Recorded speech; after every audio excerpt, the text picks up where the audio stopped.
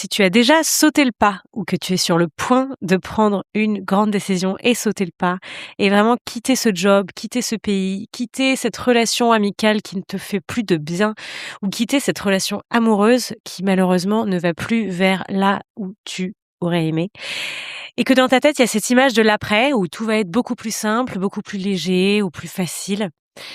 Eh ben, je vais juste te faire un épisode sur le sujet. Je ne veux pas t'enlever cette image, cette vision où tout sera plus fluide. T'en as besoin. Mais je vais te dire ce que personne ne te dit vraiment sur sur ce qui t'attend de l'autre côté de cette décision. Alors, accroche ta ceinture et bon vol!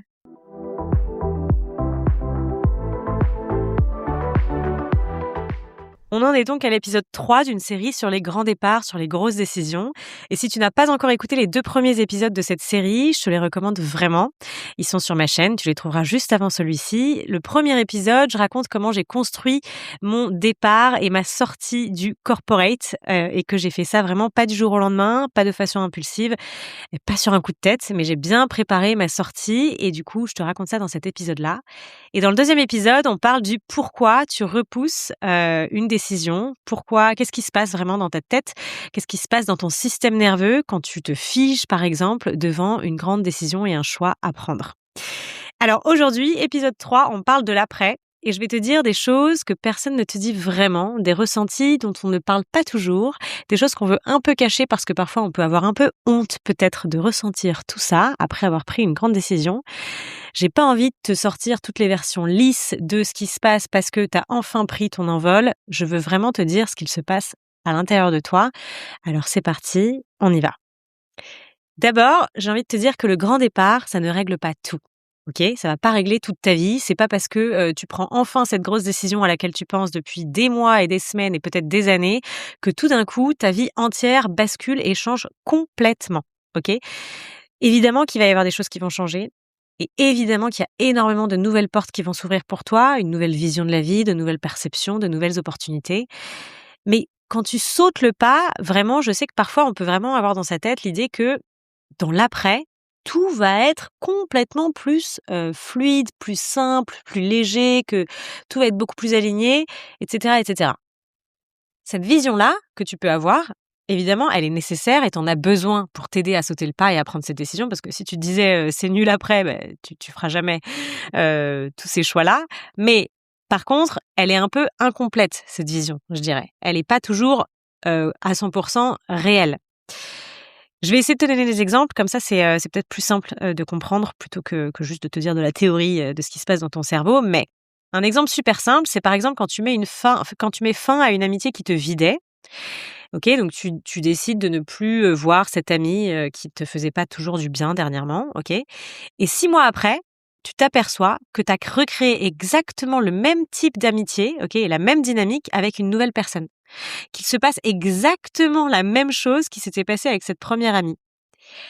Tout ça, c'est simplement parce que tous les réflexes que tu as, toutes les croyances et tout ce que tu as créé, toute la dynamique que tu crées toi en termes de copine, en termes d'amis, tout ça, ça vient aussi de toi.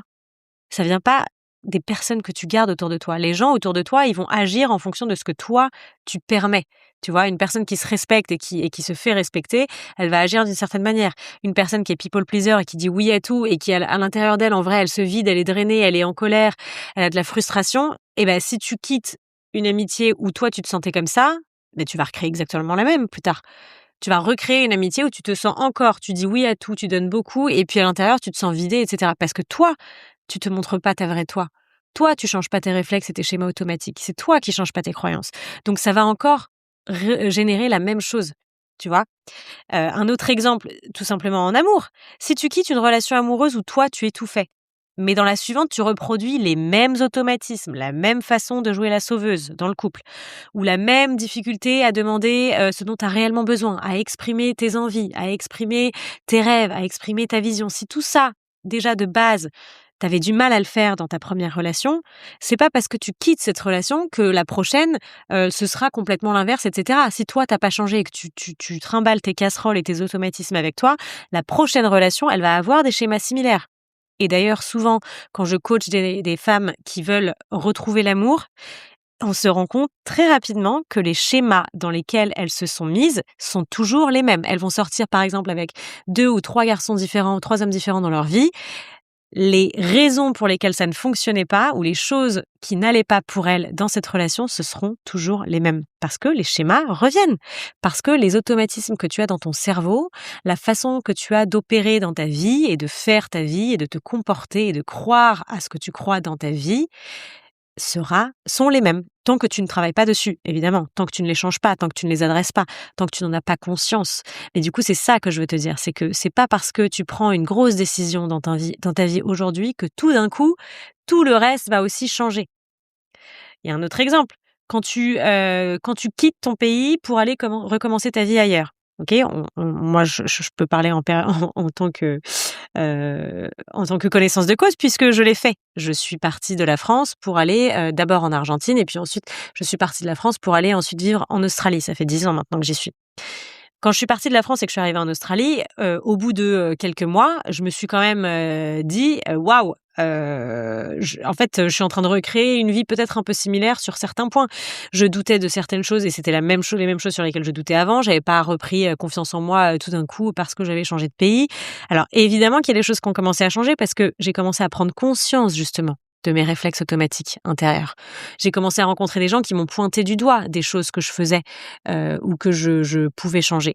C'est des choses parce que j'ai été entourée de personnes qui m'ont montré et qui ont levé le voile et que ensuite j'ai fait aussi du travail sur moi-même à travers du coaching, à travers des hypnothérapeutes, à travers plein de choses. J'ai fait plein de choses qui ont fait que j'ai fait ce travail sur moi. Mais en soi, dans l'état dans lequel j'étais, je suis venue en Australie avec les mêmes casseroles que j'avais à Paris, avec les mêmes bagages sur mon dos, avec le même poids dans mon cœur. Juste, il y a cet effet de distance qui peut faire que ça s'allège sur certains points. Oui, ça, je vais pas vous le cacher. Mais tout le reste, toutes les casseroles que je trimballais sur l'estime de moi-même, sur l'amour que j'avais pour moi, sur toutes ces choses-là, c'était la même chose. Rien n'avait changé. Il y a juste le fuseau horaire qui avait changé à ce moment-là. Juste si on parle juste, en termes de, si tu pars d'un pays pour aller dans un autre, il y a pas, c'est pas parce que tu pars que d'un coup tout va mieux, tout change. Non! Il va falloir aussi que tu sois dans l'ouverture, que tu acceptes de te faire face à toi-même, de te confronter à toi-même, que tu acceptes d'aller vers des gens vers qui tu irais pas normalement, que tu acceptes d'aller vers des trucs inconfortables qui sont pas familiers, toutes ces choses-là. Et il y a des gens, et je le vois bien moi en Australie, qu'il y a il y a des Français, et c'est pas pour jeter la pierre, chacun vit sa vie comme il veut. Mais il y a bien des Français qui viennent en Australie et qui restent entre Français à faire exactement les mêmes choses françaises. En fait, tout pareil, sauf que ils font ça en Australie et pas en France. Mais c'est là où moi je me demande, mais alors du coup, pourquoi quitter la France? Quel est le but? Il y a pas d'évolution dans ça. Il y a aucune transformation qui opère. Il y a rien, il y a aucun travail sur soi puisque tu recrées exactement la même vie que tu avais avant sur un fuseau horaire différent et avec peut-être, OK, la météo qui est différente. Mais la suite, il y a rien qui change à l'intérieur et je le sais puisque je parle moi-même avec ces gens-là et je vois bien que la mentalité reste la même, elle reste française. OK, ça s'ouvre un petit peu parce que, bah, tu vis en Australie, du coup, il y a des petits trucs qui changent mais la suite, non. Donc, je veux juste vraiment, voilà, insister sur ça. C'est pareil si tu quittes ton job. Tu quittes ton job pour monter ton business. Je suis en plein dedans, là, tout de suite. Donc, je peux encore parler en connaissance de cause. D'accord? Ça fait un moment que je monte mon business Fly with Mel, mais là, j'ai vraiment quitté mon filet de sécurité, mon filet financier de sécurité surtout, qui était le corporate.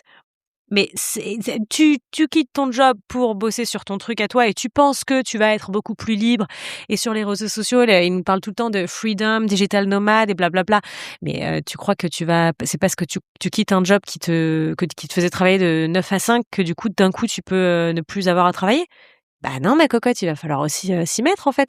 Il va peut-être même que tu vas devoir travailler encore plus. Moi, c'est ce qui se passe pour moi en ce moment. Je dois travailler les bouchées doubles parce que je dois m'assurer une certaine fondation pour mon business et c'est normal et je m'y attendais.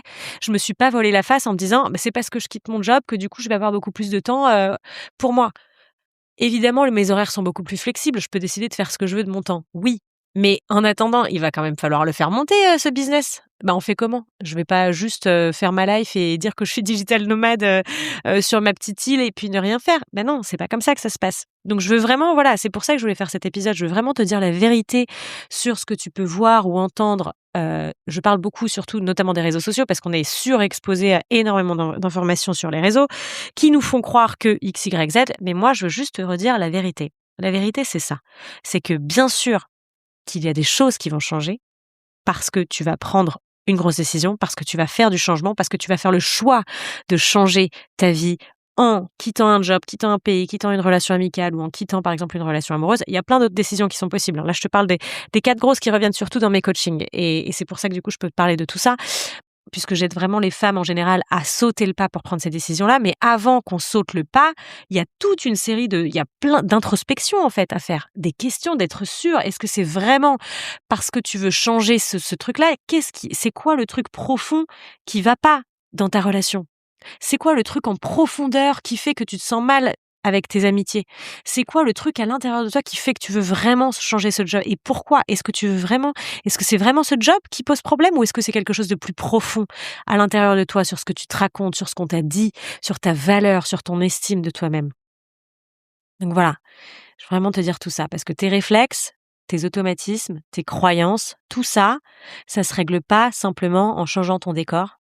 Mais ça se règle en chemin, ça se règle par rapport au fait que tu vas ouvrir ton esprit et le fait de prendre cette grosse décision, ça crée justement les conditions pour que ton travail commence. Donc voilà, je sais que c'est un peu, abrupt en mode, en fait, mon message pour toi, c'est vraiment de te dire: «Prends cette grosse décision, lance-toi si tu le sens». Il va y avoir bien sûr de l'introspection et d'autres choses dont je vais parler juste après. Mais ne crois pas que c'est parce que tu prends cette grosse décision que tout d'un coup ta vie va rayonner et que tout va être vraiment facile. Voilà, je veux pas te leurrer sur ça.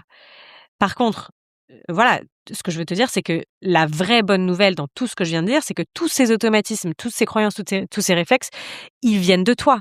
Donc si tout ça, ça vient de toi, la solution pour aller mieux, pour te sentir mieux dans tes baskets, pour te sentir mieux dans ta vie, la solution, elle vient de toi aussi.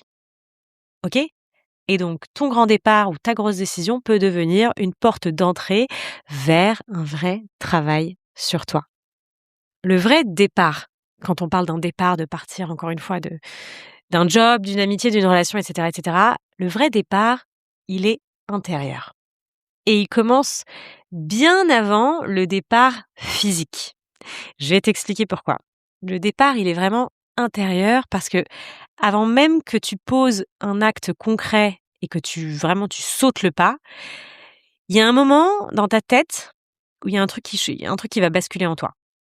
Il y a un moment où tu arrêtes de te convaincre que rester, c'est la seule option possible et la seule option responsable du fait que tu restes là où tu es. Tu vois, c'est à un moment donné, tu te dis: «Non, en fait, c'est pas la seule option pour moi dans ma vie». C'est pas voilà. C'est un moment donné où tu acceptes que tu as le droit de vouloir autre chose. C'est à ce moment-là que les choses basculent à l'intérieur de toi.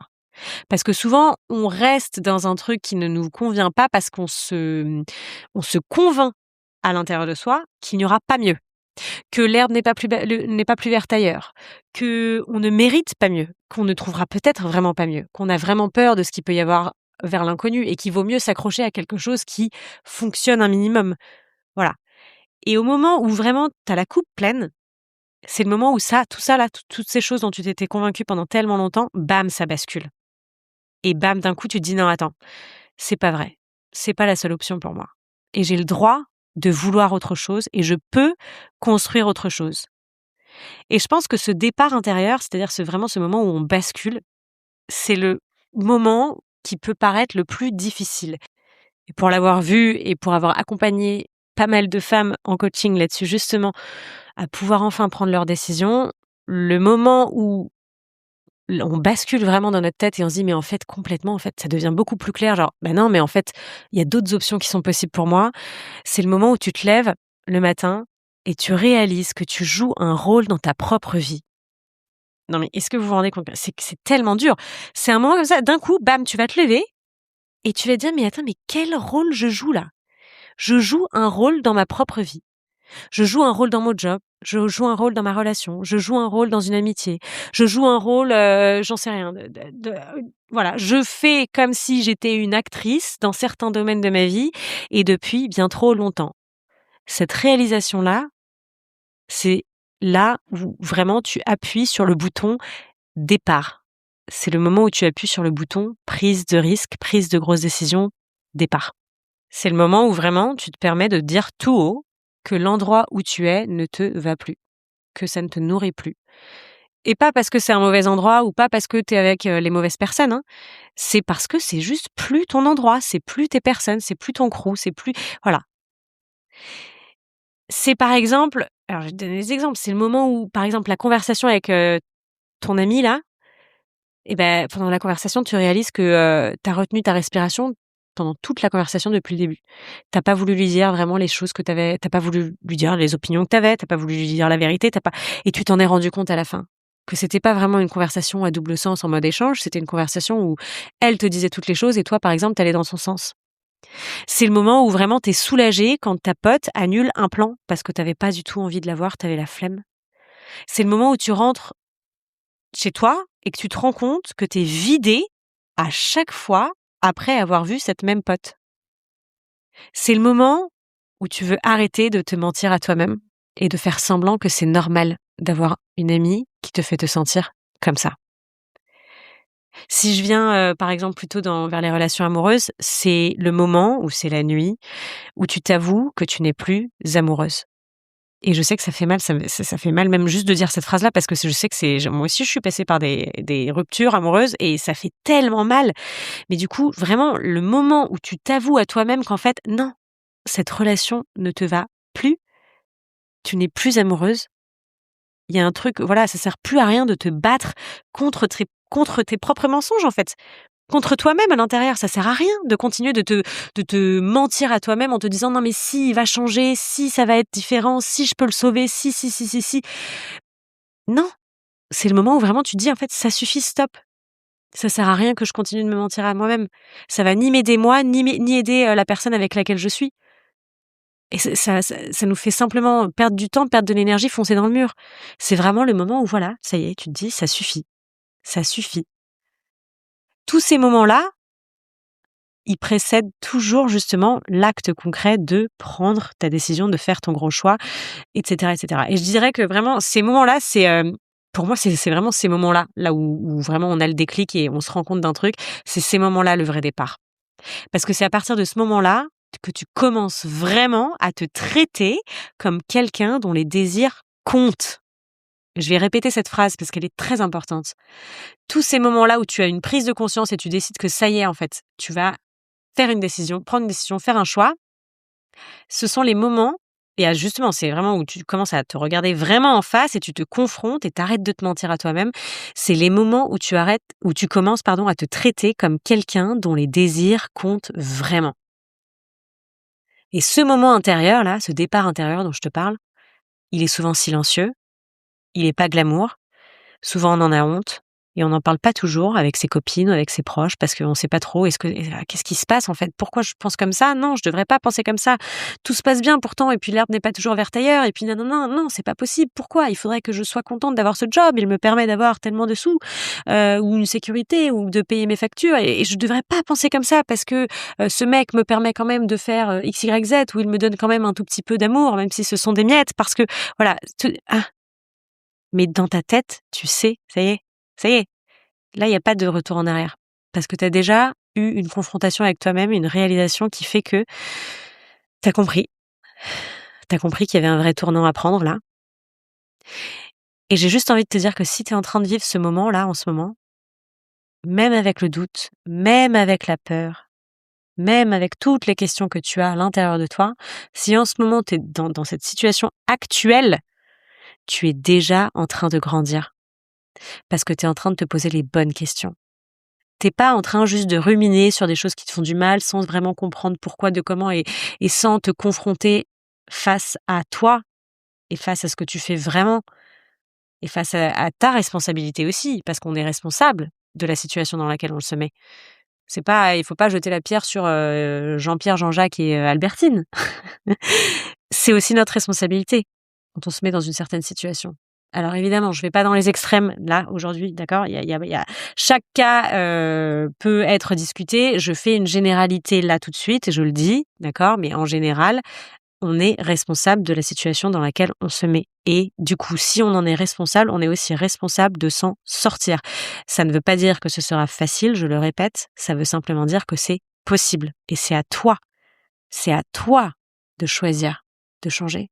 C'est à toi de choisir de partir. C'est à toi de choisir d'accepter le poids que ça va te coûter, d'accepter les changements que ça va te coûter, d'accepter en fait, tout ce qui va venir avec. Parce que c'est pas facile. Mais ça veut aussi dire que tu acceptes enfin de prendre ta vie en main, de changer pour le mieux, souvent, puisque de toute façon, tu vas grandir, tu vas évoluer, tu vas apprendre des leçons, plutôt que de rester dans ton truc où tu es constamment en train de te plaindre d'une personne, d'un job, d'un endroit où tu vis qui te saoule. Voilà. Tu peux prendre ta vie en main et cela ne tient qu'à toi. Ça ne veut pas dire non plus qu'il faut que ça soit fait comme ça demain, tac. Je l'ai dit moi dans le premier épisode de cette série, moi j'ai pris du temps avant de prendre ma décision pour quitter mon job dans le corporate. Il y a eu beaucoup de réflexions, il y a eu beaucoup de plans d'action, il y a eu toute une stratégie derrière, mais la décision était prise. À partir du moment où ma décision était prise et que j'étais en mode: «Je ne vais plus me mentir à moi-même, je veux changer, il y a des choses qui doivent changer pour que je puisse évoluer ailleurs», là, j'ai commencé à mettre mon plan d'action et à partir de là, j'ai commencé à faire évoluer tout ça et à grandir et à accepter toutes les choses qui allaient venir avec. Les peurs, les doutes, les questions, oui. Mais c'est ça que je veux te dire, c'est que c'est pas parce que demain tu as décidé que, ça devait se terminer dans ce job ou, tu dois partir de ce pays. Prends le temps aussi, il y a des choses que tu peux mettre en place et peut-être aussi que tu vas te poser les bonnes questions en te disant: «OK, si je pars de ce pays, si je pars de ce job, qu'est-ce que je veux devenir? Qu'est-ce que je veux changer? C'est qui je ne veux plus être? Qui je veux être dans la prochaine version de moi?» Donc il y a vraiment toutes ces choses-là. Et la dernière chose que j'ai envie de te dire, c'est que tu vas avoir peur et tu vas avoir des choses inconfortables même après avoir sauté le pas. Même quand tu es de l'autre côté de ta décision et que ça y est, tu changé ton job, ça y est, tu quitté, cette relation, ça y est, tu quitté ce pays, tu es ailleurs, tu es dans un autre pays, OK? Il y a des matins, tu vas te réveiller et tu vas te demander si tu as bien fait. Il y a des jours où tu vas avoir des doutes, mais des doutes improbables. J'ai voulu dire impromptu et improbable au même, moment, donc du coup ça a fait improbable. Mais il y a des moments où tu vas avoir des doutes que tu n'avais jamais eus avant. Il y a des moments où tu vas vouloir revenir en arrière. Et c'est là que beaucoup de gens, justement, concluent qu'ils ont fait une erreur. Parce qu'ils pensaient que de l'autre côté, il y aurait plus du tout de peur, plus de questions, voilà, que tout serait beaucoup plus facile, beaucoup plus fluide. Et c'est justement là où je reviens à mon point que j'ai dit, au tout début.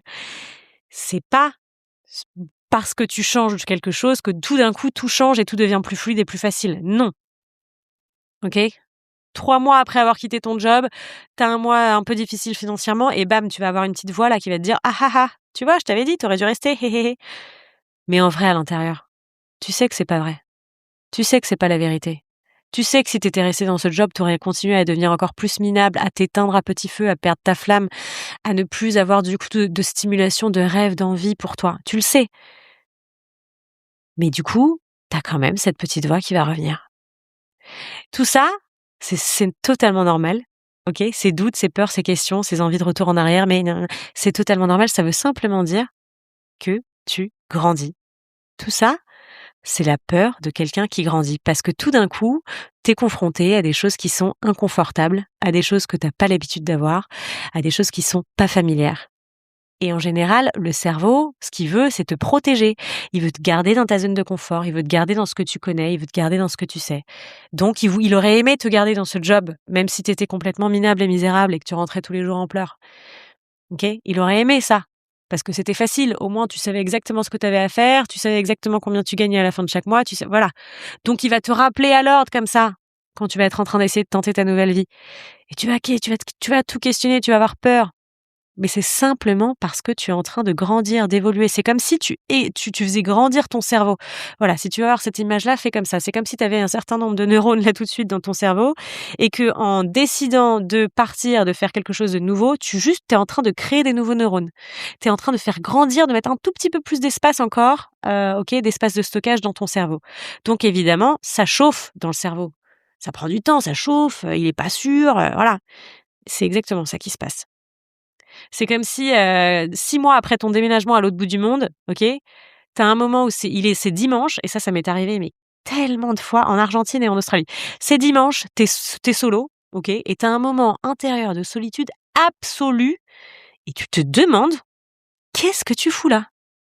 Pourquoi tu es dans ce nouveau pays? Pourquoi tu es partie de chez toi? Pourquoi tu as tout quitté? Qu'est-ce que tu as fou? Qu'est-ce que tu fous? Qu'est-ce que tu fous? Et ça, moi, ça m'est arrivé énormément de fois et je me souviens, et en fait, tu te remets vraiment, tu remets tout en question. Tu remets ta vie en question, tu te remets en question, tu remets tes choix en question, et cetera, et cetera. Mais avec le temps, finalement, tu te rends compte que tout ça, c'est pas des erreurs ce que tu fais. C'est simplement le prix de ta propre construction ou de ta reconstruction, selon pourquoi tu es parti de quelque part. OK? Si par exemple, 1 an après avoir lâché cette amitié que tu avais, OK, tu avais été amie avec quelqu'un et 1 an après avoir lâché cette amitié, tu croises quelqu'un qui connaît aussi cette personne et à l'intérieur de toi, tu ressens un petit pincement au cœur. C'est pas du regret. C'est pas d'un coup: «Oh elle me manque, j'ai envie de la revoir tout de suite». Non, c'est pas ça. C'est juste le deuil à l'intérieur de toi qui fait son travail et peut-être que, bah, tu as une belle pensée pour les beaux souvenirs que vous avez eus ensemble et c'est OK d'avoir ça. Ne te bats pas contre ça. C'est simplement que tu évolues aussi en même temps et ça fait un pincement à l'intérieur de toi. Quelques semaines après ta rupture amoureuse, tu as une nuit où tu voudrais juste que ton partenaire soit là avec toi pour te serrer dans tes bras, pour ressentir sa chaleur. Ça, c'est pas la preuve que tu as eu tort, c'est pas ton cerveau qui est en train de te dire: «Ah bah, tu vois, tu as eu tort, tu aurais dû le garder ce mec, ha ha ha». Non, ça veut juste dire que tu ressens, que tu es humaine, c'est normal. Mais tu évolues. Ton cerveau, il veut te rappeler à l'ordre, il veut te remettre tout ce qui était confortable, OK? Vas-y, rappelle-le, c'était quand même bien, rappelle-le. Parce que c'était confortable et c'était familier et tu sais exactement comment cette personne te traitait, donc c'est un schéma où tu n'avais pas de surprise, on va dire. Ton cerveau, il savait vraiment comment ça allait fonctionner, voilà. Alors qu'aller vers l'inconnu, aller vers être célibataire un petit temps, aller vers on ne sait pas qui va venir vers moi, on ne sait ça fait peur parce qu'on ne sait pas ce qui va se passer et qu'on est souvent dans le contrôle, nous, dans notre vie. Bah oui, on pense on contrôle rien du tout. Je vous explique, il y a pas on peut contrôler notre réaction à ce qui va nous arriver, on peut essayer de contrôler une vision, un plan, une envie, mais voilà, je ne vais pas, me surexprimer là-dessus de toute façon. Je pense que vous avez eu assez de preuves dans votre vie pour vous montrer qu'on ne contrôle pas tout du tout. Presque rien d'ailleurs, à part notre réaction à ce qu'il nous arrive. Bref, l'autre côté de ta décision, c'est pas sans peur, OK? C'est pas d'un coup, il y a plus du tout de peur, il y a plus rien. C'est juste que tu as des peurs différentes. La peur de quelqu'un qui avance, OK? Pas la peur de quelqu'un qui reste. Et ça, c'est une vraie différence intérieure. Tu as les peurs de quelqu'un qui est en train d'avancer et d'évoluer, pas de quelqu'un qui reste dans le même schéma et qui n'aura plus aucune issue de secours. OK? Donc si tu arrives à faire la différence entre les 2, ces 2 peurs-là, je pense que c'est le travail le plus important dans tout ce processus. Si tu arrives vraiment à te rendre compte qu'il va quand même y avoir des peurs et des choses inconfortables après, mais que c'est différent de ce que tu vis aujourd'hui, c'est là que du coup peut-être tu arrives à accepter et à t'apaiser à l'intérieur de toi. Donc, voilà, ce que je veux que tu retiennes de cet épisode, c'est ça. Les casseroles voyagent avec toi, OK? Tes valises, tes bagages, tout ce que tu portes sur tes épaules, ça voyage avec toi, là où tu vas, là où je t'emmènerai. Si Laurent Voulzy m'écoutait, je pense que voilà. Mais en tout cas, tout voyage avec toi et c'est normal, d'accord? Et quand je dis tes casseroles, tes bagages, et cetera, c'est toutes tes croyances limitantes, tes réflexes, tes schémas automatiques, tes peurs, la non-confiance en toi, la non-estime de toi, par exemple. Tout ça, ça voyage avec toi et c'est normal. Et quand tu vas te retourner, OK, après avoir pris ta décision et que tu vas voir tout ce que tu as fait, c'est là que tu vas te rendre compte de, l'avancée des choses. C'est là que tu vas te rendre compte de ton évolution et c'est là que tu vas te rendre compte que non, tu n'as pas fait d'erreur en faisant ces choix-là. Tu as juste décidé de grandir, d'évoluer et de voir ce que la vie pouvait t'offrir. Avant de te laisser, je veux juste te faire un mini rapide récap, des 3 épisodes de cette série parce que si tu es arrivé ici sans écouter du coup les 2 premiers, tu rates quelque chose.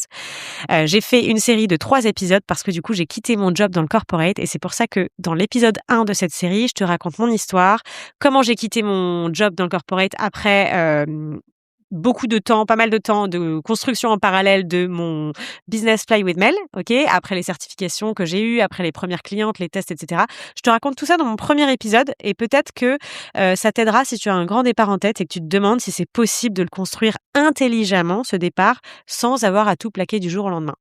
L'épisode numéro 2 de cette série, on parle vraiment de ce qui se passe dans ta tête quand tu repousses une décision et de ce qui se passe vraiment face à tes peurs. Donc je t'invite simplement à l'écouter parce que, c'est vraiment pour toi si tu tournes en rond là tout de suite, si tu sais pas trop, tu as une décision que tu veux prendre depuis trop longtemps mais voilà, tu pas. écoute cet épisode, je suis certaine qu'il y aura quelques réponses que ça t'apportera. Et si tu sens que tu as besoin d'espace pour démêler encore plus en profondeur ce qui se passe en toi, pour te regarder en face, pour regarder en face ce qui te retient vraiment et pour évoluer de façon, exponentielle, j'ai envie de te dire, mais vraiment pour évoluer, de façon assez incroyable sur le long terme, hein. Moi, je vais te donner des outils, que tu vas pouvoir utiliser à vie. Je t'invite à réserver ton appel clarté avec moi. C'est un appel découverte qui est complètement gratuit. Ça dure 30 minutes et c'est fait exactement pour ça, justement, pour qu'on discute ensemble de ce qui te challenge en ce moment, de toutes tes questions et de voir ensemble si un accompagnement coaching pourrait être la solution à toutes tes questions et t'aider à vraiment construire cette vie bien plus alignée avec toi, détruire toutes ces croyances limitantes qui te bloquent et qui te permettent pas aujourd'hui d'avoir la vie de tes rêves. Je t'invite donc à booker ton créneau avec moi de 30 minutes gratuites pour cet appel clarté. Je vais mettre la description en lien de cet épisode. Et je te dis donc à très vite pour un prochain épisode d'ici 2 semaines et on parlera de la peur du jugement des autres et comment s'en détacher. En attendant, prends bien soin de toi.